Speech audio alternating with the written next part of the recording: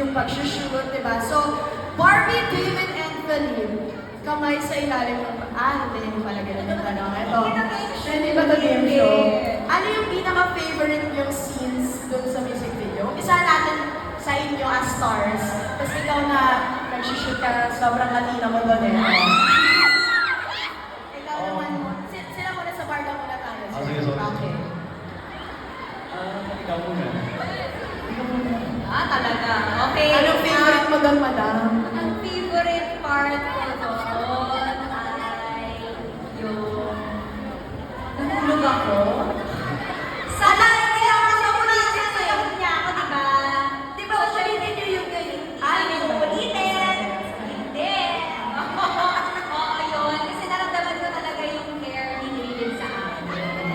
Alam mo, naramdaman ko dun yung super close with close-up kasi. Oo, pag ganyan ako talagang mag-call sa kanya nun kasi kapag-close up ako. Pero ganda ko yung care niya, like, kasi syempre maglaland kami sa floor, so syempre mga siko, ulo, ganyan. And everything. Okay.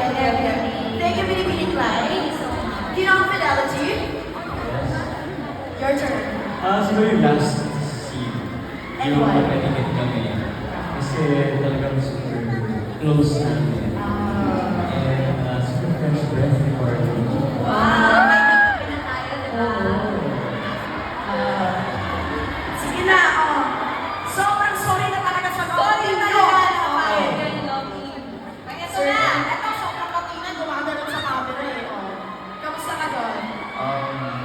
Ako yung favorite ko na scene ay yung nagdala si Barbie ng huwag kang maingay.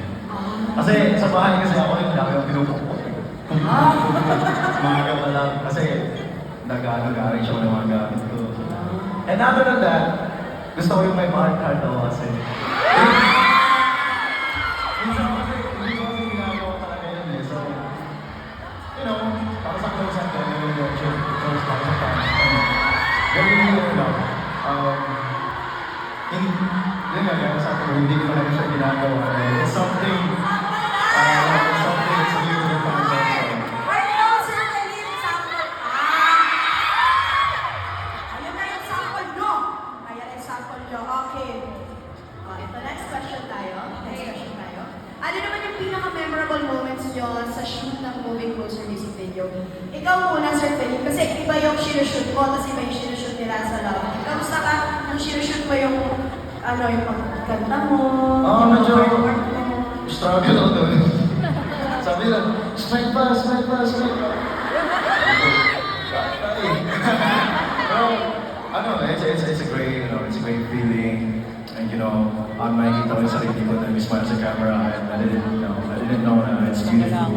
Just myself sa camera na nag-smile. Of course, I hope na naka-inspire na siya para sa mga tao, mag-smile din.